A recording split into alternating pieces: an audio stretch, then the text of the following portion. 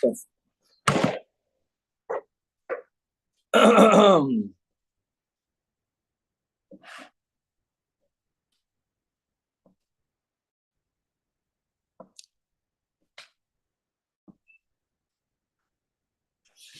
Good morning. With the help of Hashem, we are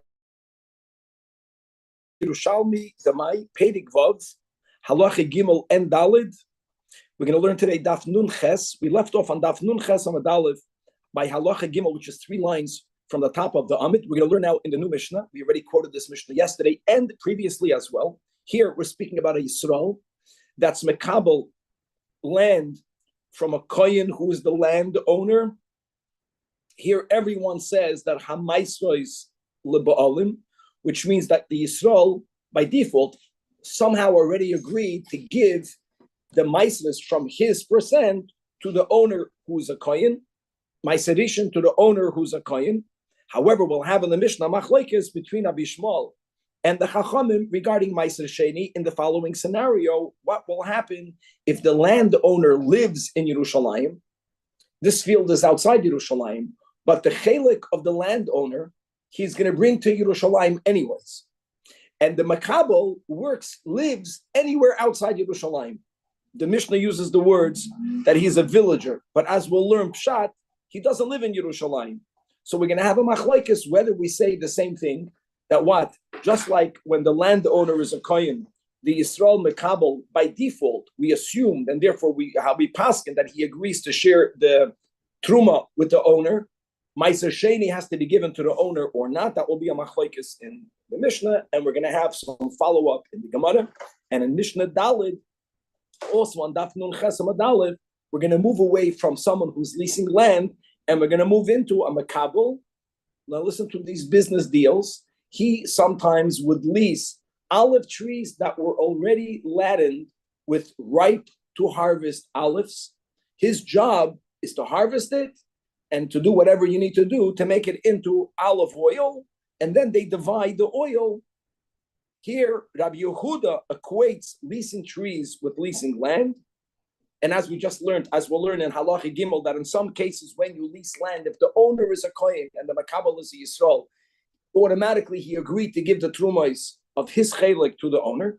And the Chachamim consider olive oil. We'll learn the Pshat and the Pnei Moshe. There are other ways of learning the Gemara, that olive oil is considered something more chashuv. And here, everyone will hold that cholkid beineim. The Mishnah will also introduce other types of divisions that happen when you have partners in a business venture. Just as examples, partners in a business venture. The Gemara will bring a brisa that's very much related to it. There were people that say they will own cows, just as an example. But you have to work with them. You have to be a shepherd to make sure that the cows eat properly and they give offsprings. So you have the owner of cows, and you have, let's call him the herdsman, who is going to work with the cows. And let's say the cow was worth $100 when they began, when the herdsman was hired. Whatever increased profit in the cow itself and all of the offsprings, let's say, will be divided 50-50. What were to happen if that cow gave birth to a bachar? Same concept, a bachar has to be gifted to a kohen. What happens if the cow owner is a kohen? Okay, Rabbi Yehuda that equates leasing olive trees to leasing land will here also l'chora hold that the herdsman who's a Yisrael has to give his chelik of the bachar to the owner. Masha'enken the Chachamim will hold that l'shneim means obviously the herdsman who's a Yisrael doesn't get to keep the bachar, but he gets to choose to which kind he's going to be giving his half. That is going to lead us into a very big klal, and that is that whenever you are chayev ba'achrayis, you are considered an owner. We'll speak that halacha out when we get in the Gemara inside. That's a very halacha l'maisa relevant halacha when it comes to keeping Pesach, not violating Bal Yirah, Bal Yimotza, as we'll speak out when people go to hotels in the middle of Yom Tov. And finally, as far we'll see how far we'll get, we're going to have a quick review of the classic Iska agreement, in which the Chachamim say that in order for there not to be the appearance of ribis, the one who's doing the work, not the silent partner, owner of the money, investor, but the manager of the money has to get paid something on the side in addition to his half, as we'll speak it all out. And all of that, how that's going to be brought back to our dinim when one of the partners is a kohen and one is a Yisrael, whether the giving of the truma to the worker will be considered payment for his work, taking away this ribis issue, and much more. Without any further ado, Chavra, let's start. Again, on Daf Nun Ches Amud Aleph, we are 3 lines from the top of the Amid by the Mishnah. Third halach of this Pedek. Here we are flipping the case from the case we had in the beginning of this Pedek. Here we're going to have the Yisrael who's a Mekabel, and the landowner is either a Kohen or a Levi. So in the first Mishnah, in the reverse, we had a Machlokes Chachamim and Rabbi Eliezer. Here says the Mishnah, across the board, Hamaisra is Leba'olim. Okay, because here we assume that the worker, the Mekabel, agreed, let's say, to relinquish his rights of the Truma Isumaisres in his portion. Here there is no such machlekes, and we quoted this Mishnah yesterday. Keep your finger inside the Mishnah. Take a look. Let's go down quickly to the Rash Ilio, right in the middle of the right column, in the beginning of the line, Masnisam. Yisrael Shekibel Mikoim Belevi Hamaisres Leba'olim. But just to contrast that with the first Mishnah and the Pedek with Halacha Aleph, Afilu Rabbanan Moedel Rabbi Eliezer. Even the Baal Hasod is the Kohen. After we learned about the Soldin of being Mishayir, of retaining some ownership in the land, we understand that's exactly what he did. Mishayir Besod Chelek Echad Ma'asara Ulesham Konuloi HaMaisris. Yesterday, when we learned the Gemara, I made a deal which has to be corrected, that Echad Ma'asara is only in reference to the Ma'aser Isha, and clearly not. Echad Ma'asara is not to be understood precisely. Echad Ma'asara means whatever portion is needed to be Zoicha in the Trumais and Maisris, without any doubt. The Rash Ilio says that what's the meaning of Echad Ma'asara? Truma Ma'aser Isha, etc., etc., etc. Okay, so that's that. So that's, in this direction, everyone holds that since the landowner is the one making the agreement, he begins being the owner, he retains. That's also the whole thing that we learned yesterday. You understand that when you give versus retaining, by the retention, avada, you retain for yourself that which is beneficial for you to have. Now comes a new case. And here we're beginning really with other business agreements. The first one, I take it back. No, before that, I'm sorry, skip to the next Mishnah. Here we're going to learn about Ma'aser Sheni. Guys, Ma'aser Sheni belongs to the owner, but it has to be eaten in Yerushalmi HaKodesh. So says Rabbi Yishmael, HaKartoni literally means a villager. We will learn Pshat, HaKartoni, anyone who lives outside Yerushalayim. So when they go home with their chelik of the profits, they take it to outside Yerushalayim, which is where they live. So if you have a Kartoni who's like a Makabel, and who is the landowner? A Yerushalmi, a Kartoni, Shekibel Sodom, a Yerushalmi. Now look at this. Says Rabbi Yishmael, just like we have in the Reisha of this Mishnah, that when you have a Yisrael, that's a Kabbalah from a Kohen or a Levi, who's the Baal Hasadeh, all of the Trumas or Maisers goes to the Baal Hasadeh. So the same logic. Ma'aser Sheni goes to Yerushalmi. Same idea. In other words, the villager, we assume, agreed to give up his rights in the Ma'aser Sheni from his chelik, from the same logic, because the owner goes to Yerushalayim anyways. However, the Chachamim absolutely not. That Yachal Hu Kartoni la'alis lo'achle b'Yerushalayim. You can't compare Ma'aser Sheni with Truma. Truma is something that a non-Kohen may never eat, God forbid. Therefore, he has to give it away anyways. The question is to whom? There we say Lokula Alma, that it goes to the landowner, the Kohen, the Truma Sumaisris. In contrast with Ma'aser Sheni, I know there is some tircha involved, but you get to keep it. He doesn't have to give it away at all, and therefore we say again that Cholkin B'neihem. Okay, says the Gemara. I'll die to the Rabbi Yishmael. If we're going to follow his logic of Rabbi Yishmael, that you don't need to be the landowner, have a simple question. What's going to happen? Ilu koyin tomei shoyeshutav im koyin toir. Now, I want to use Dafka, the example of a sharecropper. Shutav means a partner, I know that. But let's go that the koyin tomei is the sharecropper. The koyin toir is the landowner. With Rabbi Yishmael, here say Unlike the Braisi we learned, I think it was on Daf Nun Hey in the bottom, that if the whole Machlikas Rabbi Eliezer and the Chachamim in the previous Mishnah was in the reverse, where the Kohen was the sharecropper, the owner was the Yisrael. But then we had Befedish that if they're both Kohanim, Cholkin B'nei. But what happens if the sharecropper is someone who currently cannot eat the Truma because he's Tamei? Shema, according to Rabbi Yishmael, Ein Cholkin B'maisros. No one would say that. The Gemara is saying, Avada, no one would say. Why not? Because so what that he cannot eat it in this moment? When he'll become tired, he'll be able to eat it. So then the same thing with Ma'aser Sheni. You can't eat it outside Yerushalayim, but you can take it to Yerushalayim. I know this is equal in Zman. This is an equal in Makim. Zman and Makim is the same. So why would there be a difference? So clarifies the Gemara, answers the Gemara. I'll tell you the difference. Come on, over there, in the case of your question, in the case where the Kohen Tamei is the Mekabel, even though it's not that he would want to wait, he doesn't even need to wait. There is no equal altogether. Why not? Taka, he cannot eat it, but he owns it, and therefore Yachal Hula Meichran LeKohen Toyed Achet. So therefore he would never relinquish something that when he gets his share, it belongs to him and he can monetize it right now. But over here, and that's the big klal, and people don't jump. I know Ma'aser Sheni could be redeemed, as the Torah writes explicitly. Ma'aser Sheni may never be sold. That's very important. Ma'aser Sheni ain't moichel nois. It's a big rule. Remember that. You can't sell Ma'aser Sheni. Oh, so there is an equal b'zman.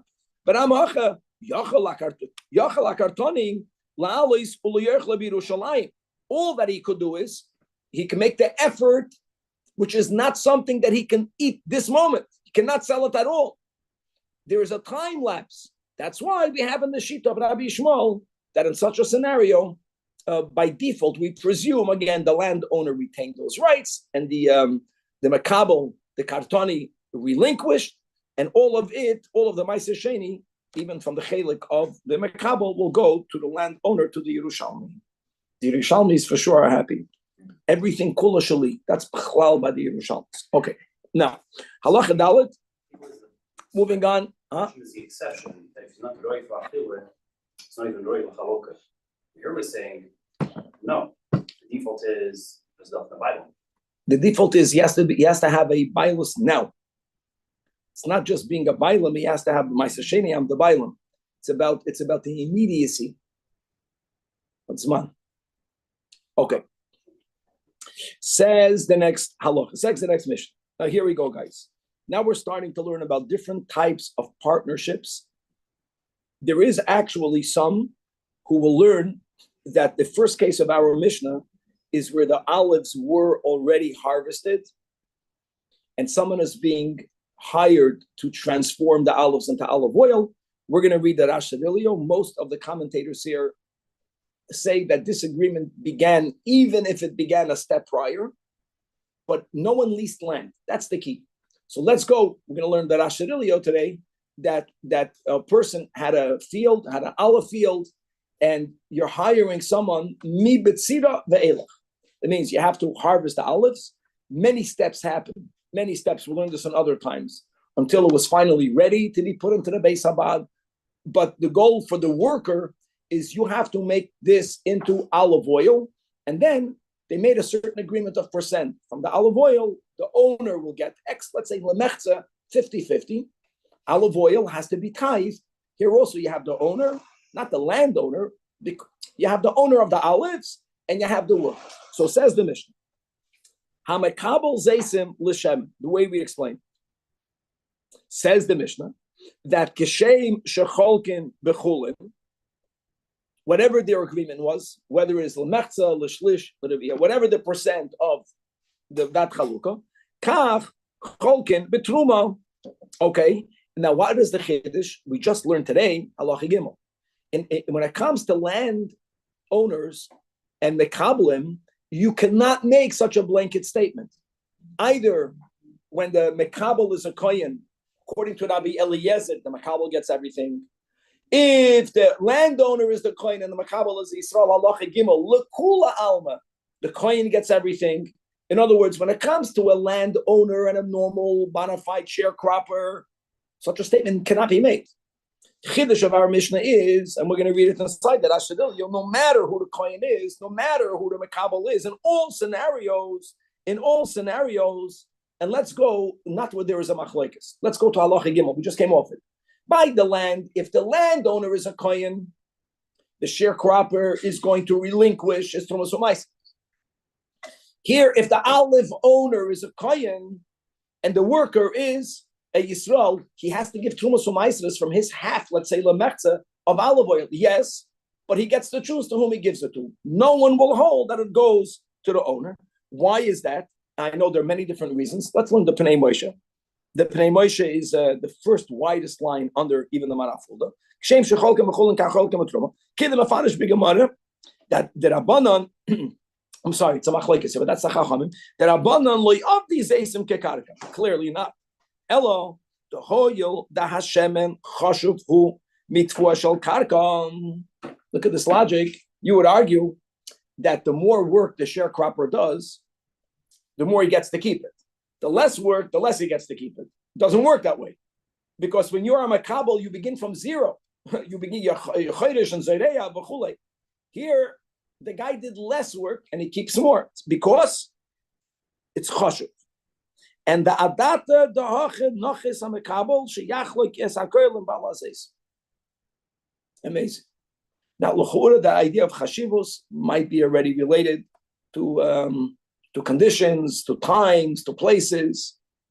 But let's go with, before we get to the Gemara, which won't be today, that explains what the Pnei Moshe is quoting, the rule that the Chachamim separate disagreement by olives versus the case of land ownership and Mekablim. It follows all of the rules that we learned. However, Rabbi Yehuda compares them.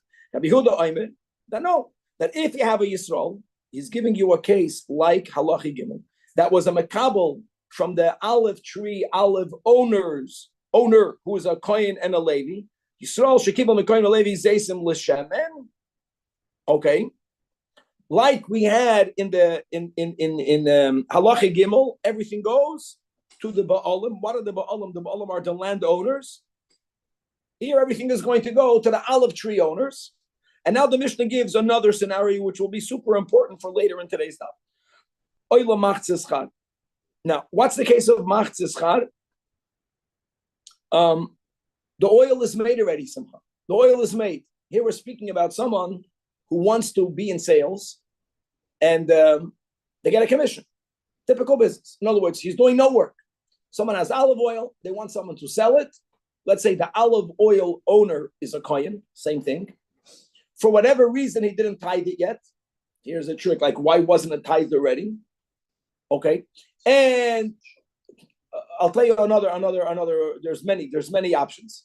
And the person who's selling it is selling it not because he's being paid to sell it, but he's going to get a certain percent in the schar. That's called lamachzes schar. Let's say the dream on simcha, you're going to get 50% of the profits of the year mistamanish halavai, unless the guy already it's really something that you cannot sell. But normally, I don't know what the percentages are. A lot of shaking. He said Vlad would never give a guy that works 50%. Gave five, and there's a market value. There is a market value. So lamachzes, and let's say that I would say like this: what they bought with their schar, both of them, they're constantly reinvesting. One of the many ways. So let's say they made $100 profit. Each one owns half. They bought new oil.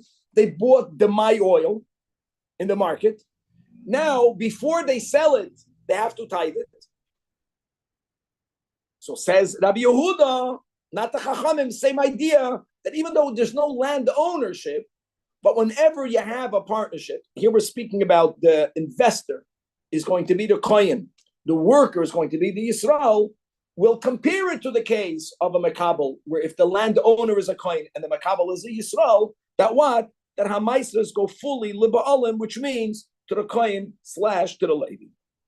Masha'enken l'tanakama, it's divided equally. Always, no matter who's the kohen, who's the Levi, the owner, the business owner, the investor, the manager, in all cases, the whole idea of you kept ownership in the land and you relinquished is only when it comes to cut. Okay. Zajac the Gemara.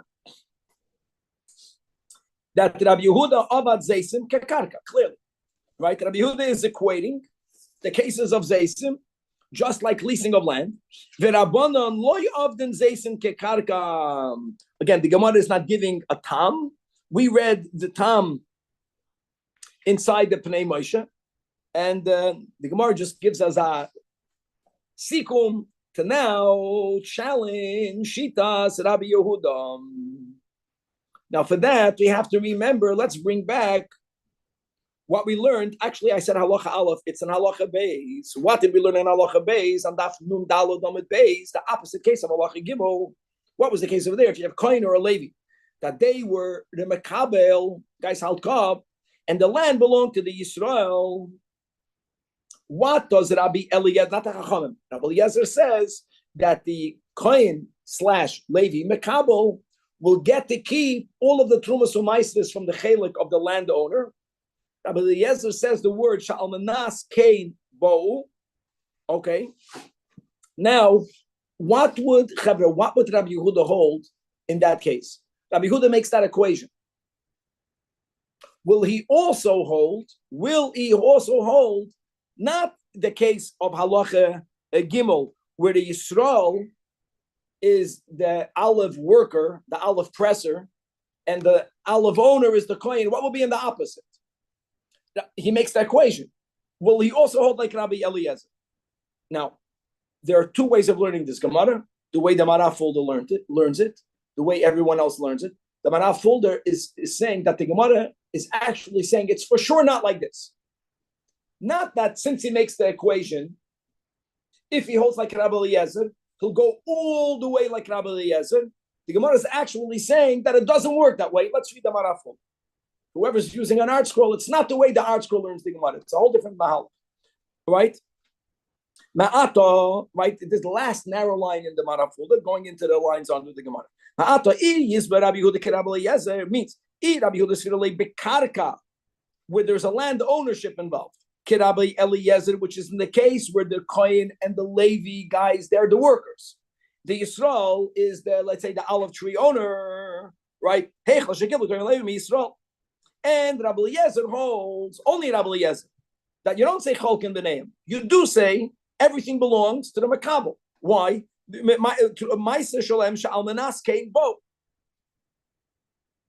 So, listen to the way the Maraf folder is learning the Gemara. Im kain af bezeisim, the avad lohu kekarke Rabbi Yehuda equates it to karka. Dina hache. Will he hold? If he holds like Rabbi Eliezer, would he have said the same thing?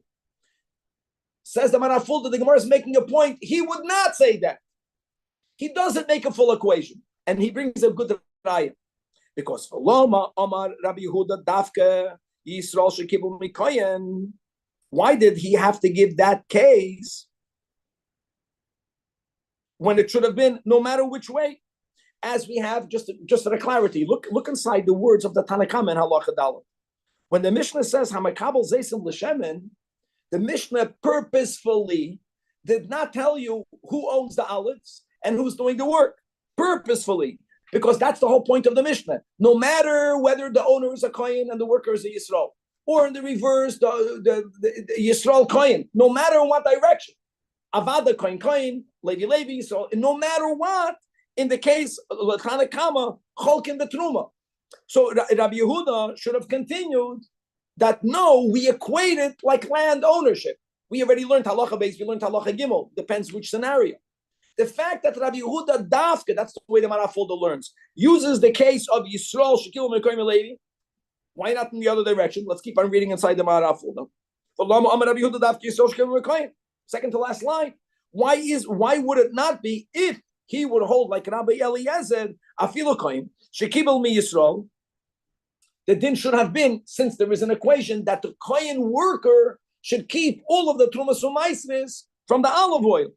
Nami dinaach. Shalman asking for elevadai that Rabbi Eliezer ichidoi hiba hamilsa. The solution is that Rabbi Yehuda does not hold like Rabbi Eliezer. In other words, in the case of land ownership, it's always cholken b'neim to the exclusion of the case of halacha gimel. That when you have a Yisrael shekibel mikoyin, only over there do you say amaisras liba'olim. That's the only case. And since Rabbi Yehuda makes that equation, he quotes that case, and he says, "Hamaisis leba'olam," mamish mirroring halacha gimel. In other words, the Manafulda is telling you that, first of all, the Machlokes Rabbi Yehuda and the Chacham, Rabbi Yehuda equates, he makes the same din of land ownership to other business ventures in the case of the Zajac. And the Gemara is pointing out, again, to read the words, that that Yizba Rabbi Yehuda Rabbi Eliezer, if he would hold like Rabbi, which he doesn't, turning to Daf Nun Chesam Beis, that Rabbi Eliezer Oymer HaMaisre Shelohem, we're speaking about a case where the Mekabel is a Kohen. And why is that? Shalmanas came bo. So the Hache Kohen Belevi Shekiblu Zeisim L'Shem Yisrael HaMaisre Shelohem Shalmanas came bo. He would have held that, and therefore the way the Marafol, that everyone else learns different. And therefore, why did Rabbi Yehuda in Halachah Dalit change from the stam statement of the Chachamim? Chachamim said, "Hamakabel Zeisim L'Shemen." Who's the Kohen? Who's the Yisrael? No matter in what direction, Cholkin B'chul and Cholkin B'truma. Rabbi Yehuda should have said, "No, it's like land. It's like a landlord, a landowner, and a Makabel." He should have said that. He didn't say that. He introduced Yisrael Shekim Kohen Levi. Is a raya that Rabbi Yehuda doesn't hold like Rabbi Eliezer. It's time to know that Rabbi Eliezer generally shamutehi, which means two meanings. But let's go that he follows a sheet of Beis Shammai, and as a klal, he stands by himself. Kesipur of the Gemara Bav. It's just in a fits. Now, everyone else learns different. Everyone else is actually not learning, like, why didn't he mention that? They're learning pshat, and whoever has the art school doing the art school is writing it. That he mamish equates it. And therefore, if he holds like Rabbi Eliezer, if he holds, we don't know what he holds, then he'll hold the other direction also. Okay. Or let me word it that way.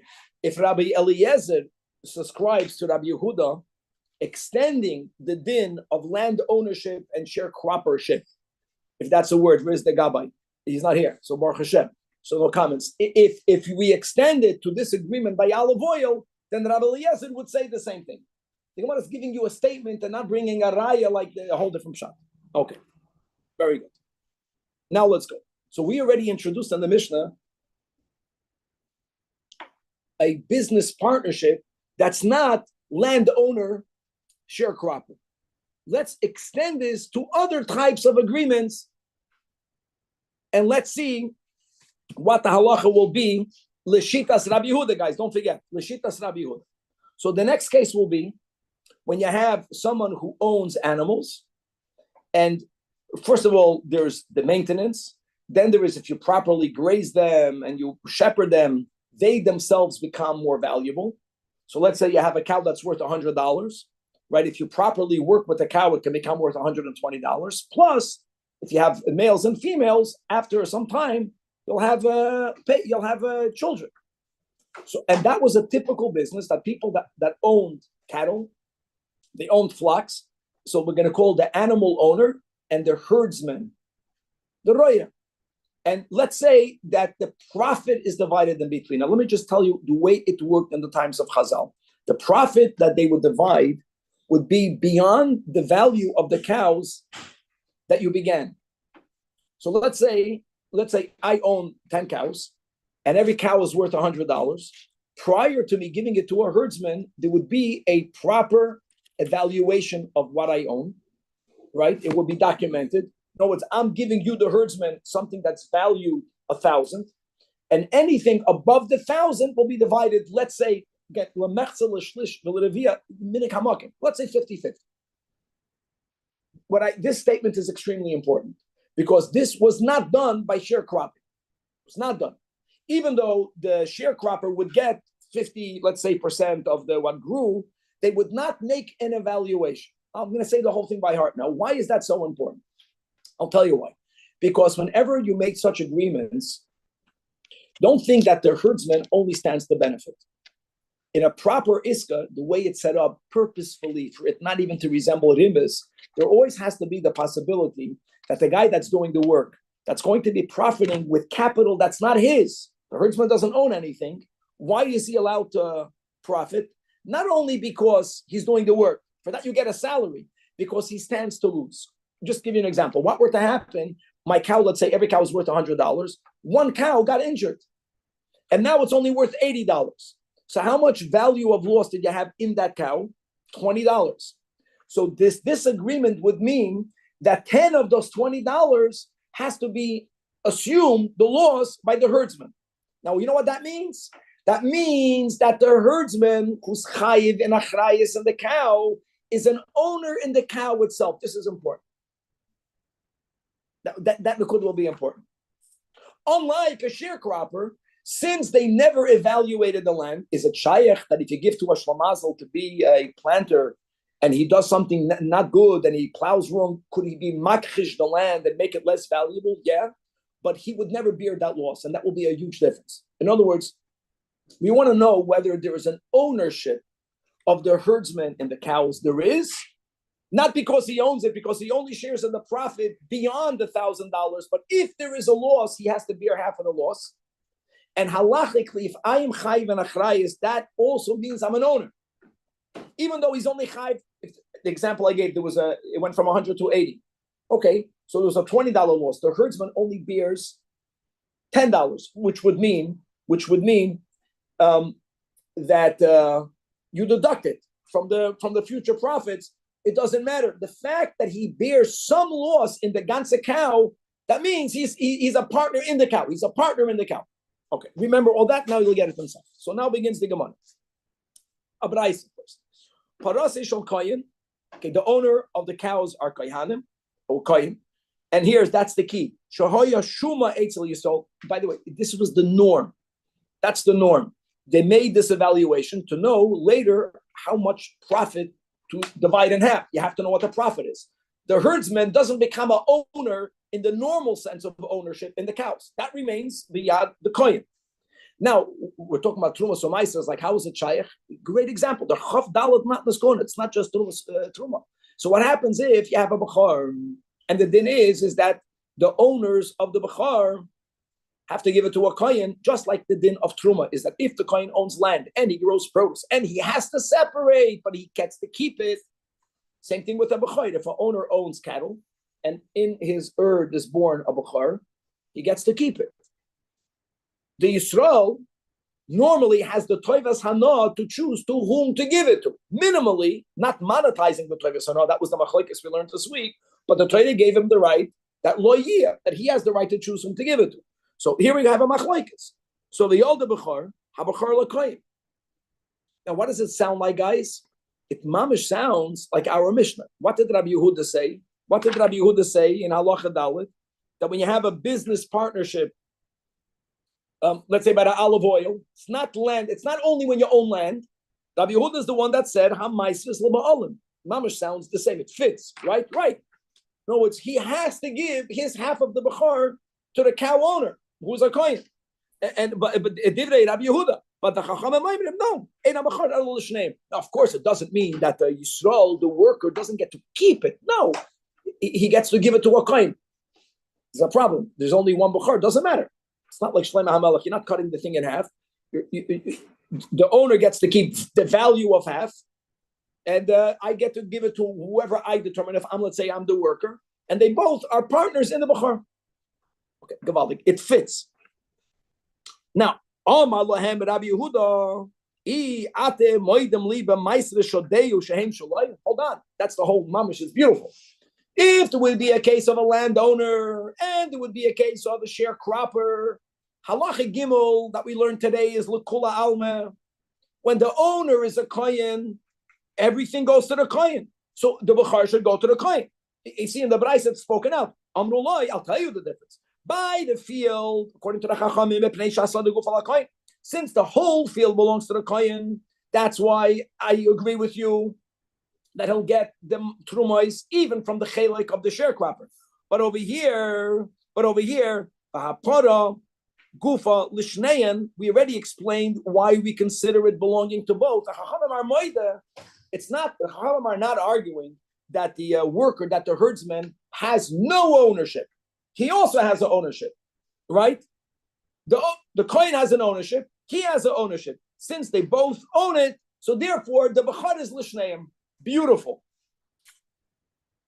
I just want to speak out right now. Let's just speak out the words of the Chachamim. So therefore, af para And indeed, the Chachamim tell Rabbi Yehuda that if there would be a case where the party would belong to a kohen, and Simcha, let me tell you what that case would be. The poil. That means if when a person hires a herdsman, he doesn't make the shuma. Let's say they make an agreement regarding the velodos. That would be a great example. The velodos was, I'm giving you 10 cows, adults. They're parties. We just learned this in the Ram, I'm not longer right in the second year, etc. Egel is in the first year, different. I'm giving it to you. How long does a potter carry gestate? We have this in B'chayris. Who remembers? 5 months or so Behema Daka is 5 months. Behema Gasa might be 9 months. I don't remember. Whichever one. In other words, they made an agreement. So guys, let's say it's for a year. Even if it's for a year or for 6 months by Behema Daka. I think by Behema Daka is 5. I think Epis looking up 8 or 9 months. Doesn't matter. When they get it back, they divide in the offsprings. If that would be their agreement, that's what the Chachamim are saying. No, if there would be no ownership, the Bechar goes to the Kohen. And it actually says the Gemara, and Betani came. And because there's a Baraisa that expounds this Tam of the Chachamim by saying Hasham. Since it's Ba'achrayish Shneim, that's how you define the case of when I give you stuff to sell, if first we make an evaluation. That means I'm Chai Ba'achrayis. That means I'm a part owner. Not that I own it, but I own the loss. I assuming the risk. Masha Enkin, in a case of Mekabel, by a Mekabel, Ba'achrayis Hanoisen. There is never, that's the norm. Now, according to this, just to make it clear, if a person hires a sharecropper, according to what we're learning right now, and the owner is a kohen, and he evaluates the land, and he tells them, you're going to work this season, and we're going to be but I want to make sure that you know what you're doing, and if you can devalue my land. You can devalue my land. There's a normal wear and tear, and then there is the unusual wear and tear. From a family with 14 kids, that's not the normal wear and tear. And you say that you're chayv and achrayis. That taka changes anything. The moment the mekabel, that's what we're saying, is chayv and achrayis, that gives him more rights, of course, in the matnas kahuna, if there is a matnas kahuna. I give a bad example by land ownership, because by an apartment, right, there's no matnas kahuna, but a hostel. Beautiful. I want to just say quickly, I know I repeat this many times, I heard this from Rabbi Talmud, many of us heard it together, just applying this halacha, lemaisa, that if you're chayv and achrayis, you're considered the owner. When it comes to many people who stay at home for the first days of Pesach, Zman Cheruseinu, that's how they find their Cherus, and then they go away for Chol HaMoed, for the kids to find their Cherus. And you go to a hotel, and many hotels have in the free go bars, Chametz Gamur. So people think, so what? If I don't take it, I don't own it. It's not true. If I have those products in my room, if it breaks, if it were to break, I'll be chayv to pay for it. And I'm sure many of us happened to us. You went to a nice hotel and one of your kinderlach, the toes, they opened up something, they broke something, they spilled something. That means you're an owner. It's the din of Shulchan Aruch. Therefore, before you get there, you have to notify the hotel that for religious reasons, you want no food items in your room. 50% of the cases, it's going to be there anyways. When you get there, you look, you pick up the phone, you tell them, I'm not chayv and achrayis. For religious reasons, I don't want this here. Please remove it. All of it. That's what you have to do. If not, you're even about because you own it. Because you might have to pay for it. Because you're assuming the risk. Okay. Now, this is great. Now let's move to a typical iska. And let's see how much time I have. But let me say like this. Right, classic Bava Metzia. For many of us, all of the dinim of iska, for those of us who learn 3 chapters of Rambam are in one day. Right? So this is how it works. Let's go to Uven and Shimon. Uven has $100. Simcha Halkot. This is very important. And he gives $100 to Shimon. And Shimon is going to be working with the $100. It's the same concept. So if Shimon loses some of the $100, right, he's assuming achrayis. We'll see soon for how much. And the profits will be divided in half. The Chachamim by default said that we view that normal silent partner, we're going to call this the words investor, business manager. These are the words of the Chazal. But we all get that type of business. The guy that gave the money, the guy that's doing the work. The guy that gave the money, we're going to view that money to be 50-50. 50 loan. What's pshat loan? Loan means that even if all of the money is lost, the investor is going to get 50% back. That's the beauty of a loan. A loan means that even though I know for what you're borrowing the money, loan means I lent you money, you have to give me back the money. There's no terutzim. By a business investment, if the business went bad, just like the party would make profit if there would be profit, the owner is going to stand to lose. Risk, profit. 50, I own, Reuven owns, and therefore now what's happening when the money makes money. Why are they dividing it 50-50? It's very simple, because 50% of the money, the loan part belongs to Shimon. So Shimon's half is producing babies for Shimon. Profit. The half that Reuven holds ownership over, so if that money is lost, Reuven loses, it's his money. So the babies of that money goes to Reuven. They divide 50-50 by default. That's called an iska. Half is a loan, half is a business investment. He owns ownership. He owns. Half he loaned. There's a problem with that. What's the problem with that? Why is Shimon doing all the work? Shimon has 50% of the money. The loan is his. Shimon has 50% that belongs to the owner. It makes sense for me to work with my money. Why am I working for your money? The real answer is because you loaned me the money. But there's a problem with that. Because at the end, I'm going to be giving you back the loan. Plus, I gave you my work on the loan part. So that's a rabbinic issue of ribbis. Right? It's not ribbis ktsutza, but let's go right. It's a problem. And what's the resolution for that problem? So the Chachamim said that the one who's doing the business has to get paid something for him working with Reuven's chelik. Today it can be $10. In all of the Iska contracts, they write that. Okay. So I'm getting paid to do the work on his half, and everything else, Reuven's half produces for Reuven. Makes sense. When we give a loan now, when you make a heter iska, that's exactly what you did in the normal heter iska, in the most classic heter iska. Now let's come back over here.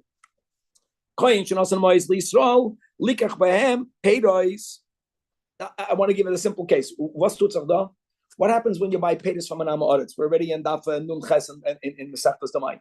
If we buy payers from an Amoritz, it has to be tithe. Only Trumas Meiser. Let's speak about the Trumas Meiser and Meiser Shem. But let's speak about the Trumas Meiser. Same thing now. The one who gave the investor in this case is the Kohen. The business manager is a Yisrael. Right away, David, when they took the money and they made it into payers, it has to be tithed. Okay, so they tithed it. Who gets the Trumas Meiser? How great is that? Kohen Shnos payers. And the agreement is and guys, I want to go back. Guys, don't forget, I know we went off. Don't forget Machloikis, Rabbi Yehuda and the Chachamim. Let's just go back to that. In the Mishnah, the Chachamim said that everyone gets Cholkin. Cholkin. Rabbi Yehuda says, remember that? That if the olive owner is a kohen, he made it like halacha gimel, he equated it. Let's go back over here. According to Rabbi Yehuda, all of the Trumas Meiser should go to the investor. Okay. Now, if the Kohen tells the investor,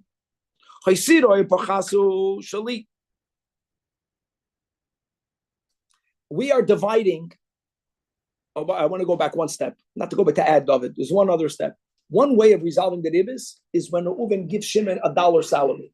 There is another way of resolving it. You know what the other way of resolving is? Allowing Shimon, the worker, to keep a bigger percent. These are the two ways.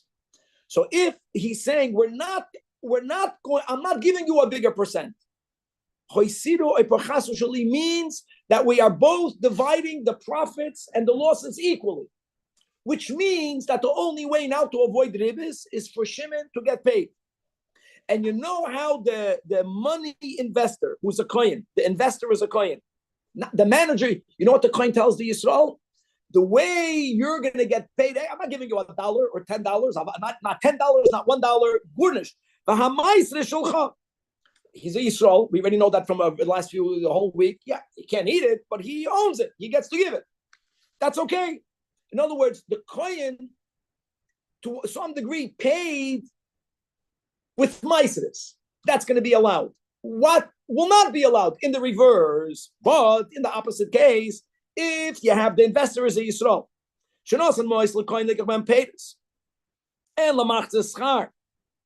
Now, what's going to be in our case? What will be in this case, my friends? Normally, what do you say? Who gets the Trumas Umaisris?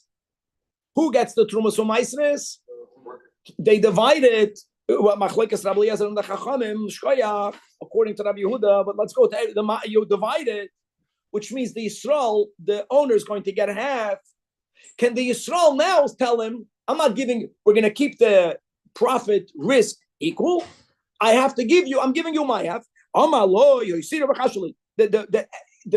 benefit, the loss, 50-50. So now I have an issue with, it looks like ribis. So I'm doing the Yisrael says, so if